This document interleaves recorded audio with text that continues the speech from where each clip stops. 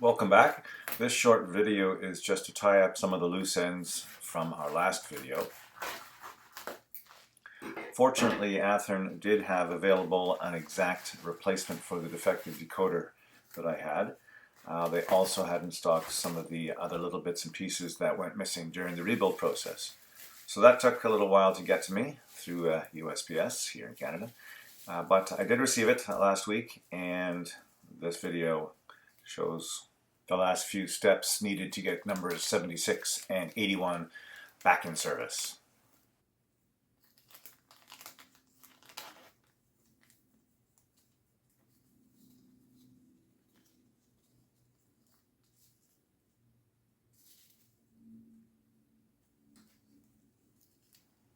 I know it's hard to see what's in the little bag. I'll give you a close-up in a second.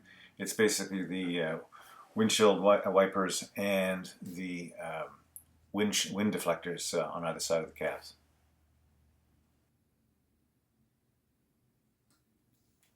I only needed two of the windshield wipers and one of the air deflectors, but Athearn was generous and gave me a handful of each. So here's the decoder temporarily wired in place for testing.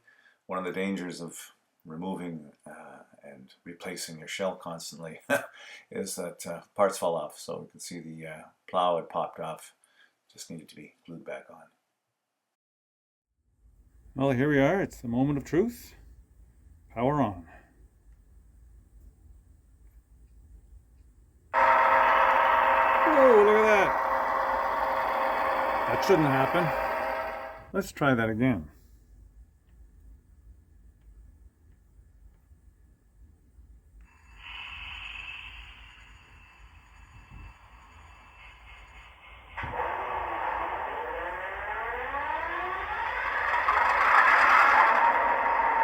That's better. It appears that loco 03 was set to speed step 9 the last time I had used my throttle. And that's why she started moving as soon as we turned the power on. Great, we have another working GP38-2.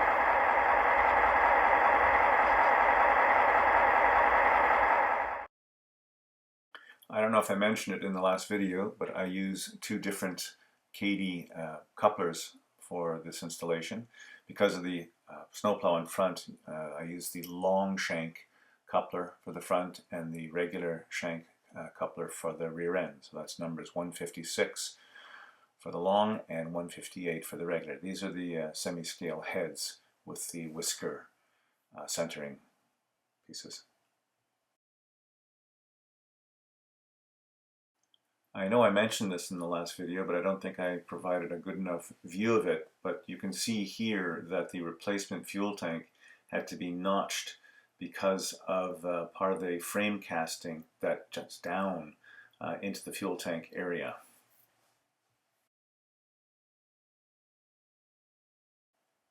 You have to watch for those tiny little parts. Here we have the air hose that popped off when trying to install the couplers. See if you can find the other missing piece that I didn't repair.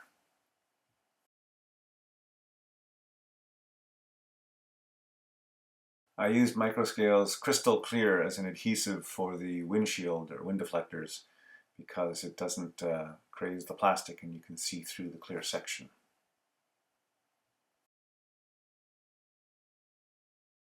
The next step was to install the two missing windshield wipers on the rear of the cabs. Oddly enough, Athearn only provided me with one of the square-shaped lift rings, and it broke. So I'm going to leave well enough alone with that one. So, very last step was to install all the handrails, but that was fairly easy because I had pre-drilled all of the holes to make them slightly larger and clear out any paint or decals that were stuck in the holes. Because of the shape of the anti-climber in the front, it creates tension on the handrails, so a tiny bit of glue, and I used micro scale crystal clear again here, is required to hold them in place while it dries.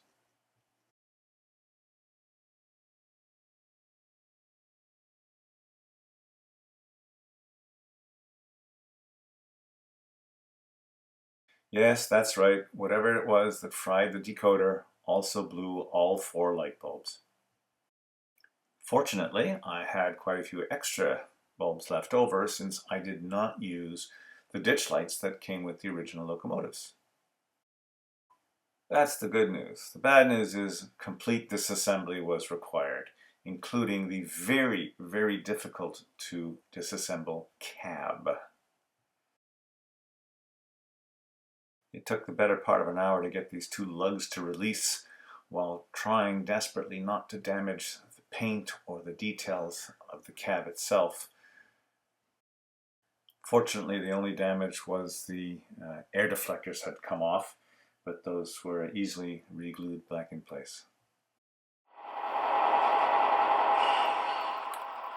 Here's our final test run of the 2 GP38-2s MU'd together.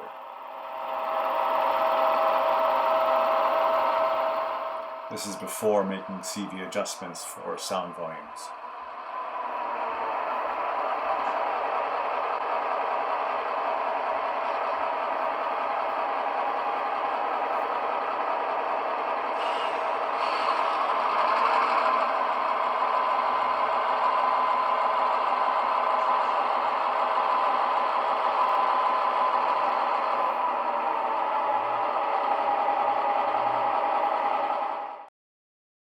And yes, the headlights work.